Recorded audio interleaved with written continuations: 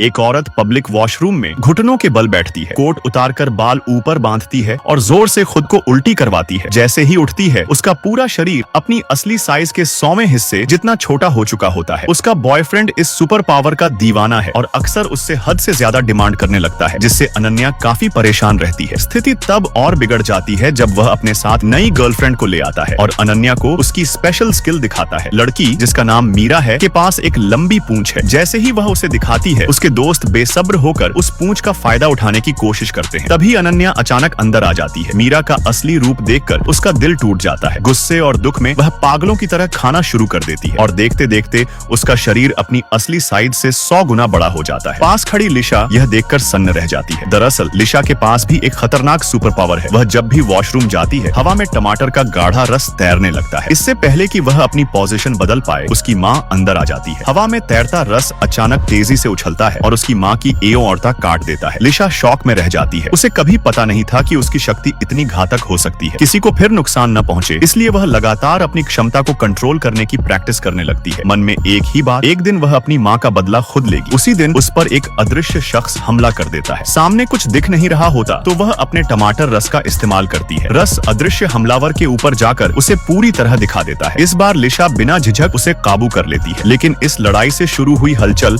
अभी खत्म होने वाली नहीं थी।